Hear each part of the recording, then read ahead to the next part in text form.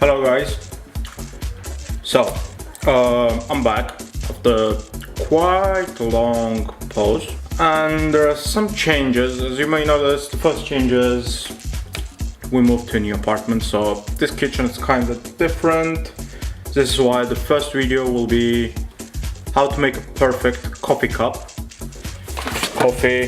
Coffee, and there's some cup as well. I'm not sure how to shoot in this kitchen, so this is basically the test video. Let's see how it turns out. The other news,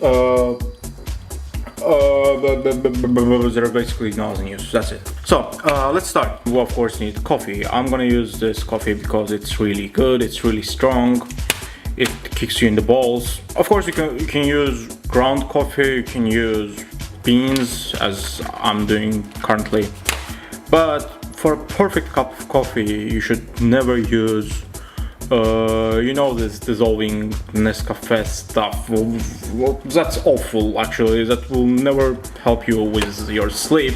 That will actually bring you more sleep. You can use this Turkish coffee pot or jezwa. You can use the machines. Don't use the capsules. It's not really tasty, to be honest. It's tasty, but it's not really good. AeroPress, you can use the filter, or you can use the famous French press. French press is actually better because it releases more taste. Yeah, so let's start. We should start with making our beans ground.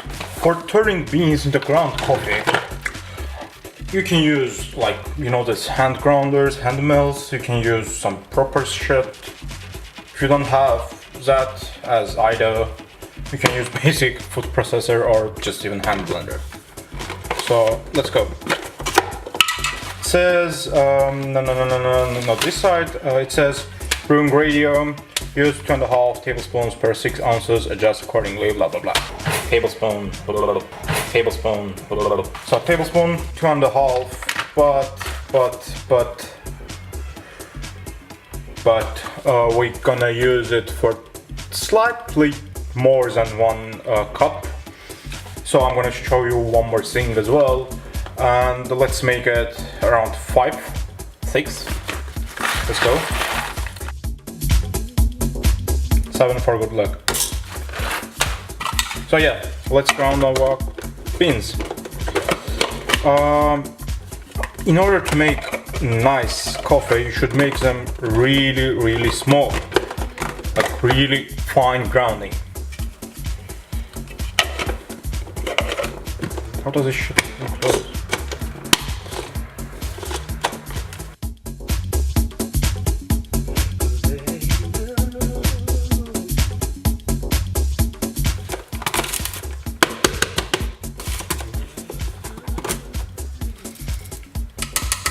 Okay, we can actually work with this one. So, as you might see, this can take quite a time. So if you're running somewhere in the morning, this may not be the best option. You can use, for example, like readily ground coffee, or you can pre-ground your coffee and keep it in some closed container, like some plastic bag or something, in a cool, not cold, not fridge, some cool dark place.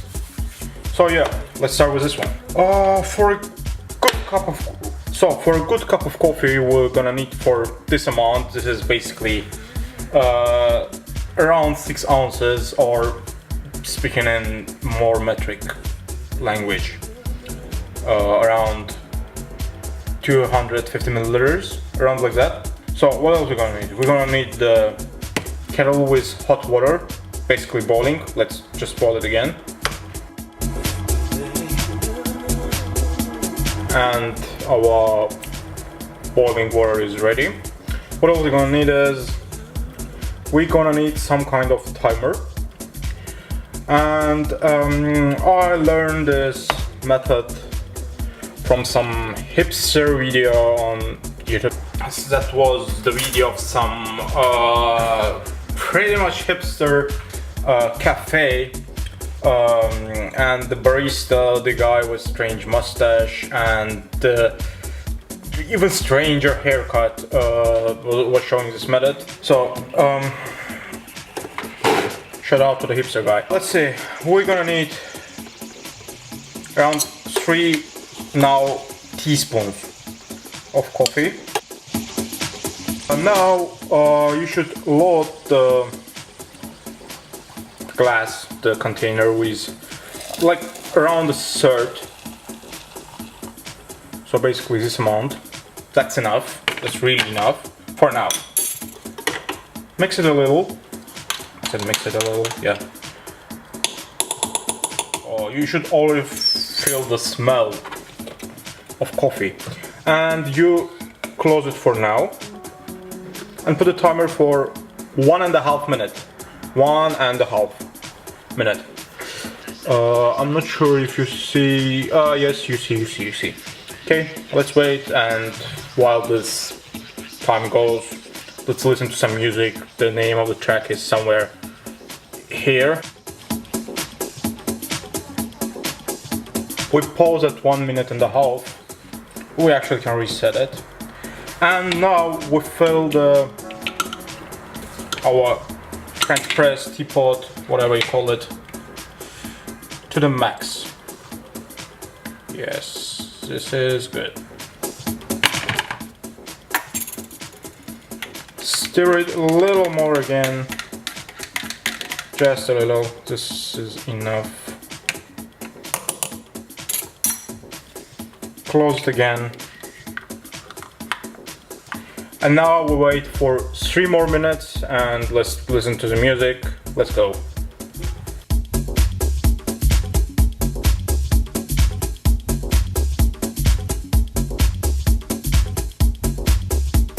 And that's it. Now push your press down all the way. Press it a little more. And that's it. This is your great, perfect cup of coffee. You can use finer ground. The coffee you'll get will be even tastier. If you have the proper coffee mill, I'll probably get it soon. And I don't know how you like it. I like it without milk and with sugar. Let's try it. This is really good. Another thing you can do with all this ground coffee is make it cold. So we're gonna use some bottle, jar, whatever. I'm gonna use this container. And yeah, just put your more or less ground coffee in this container. And add cold water. Actually, if you like sweet coffee, you can add some maple syrup, because obviously sugar won't will, but it will be really hard to dissolve in cold water. So let's add some maple syrup. Optionally, you can add some vanilla and just fill it with cold water. Put it into the fridge. Okay, let's shake. So you leave it in the fridge for at least 8 hours. The best option would be to leave it overnight.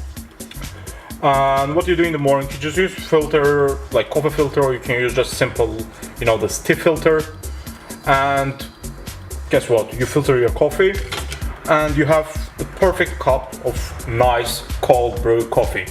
This thing actually saved me big time during summer exams, when you have just lived in the morning and you have to drink some coffee and you don't want hot stuff. This is the best thing. And yes, just put it in the fridge and leave it for night and filter in the morning, and that's it. So yeah, this is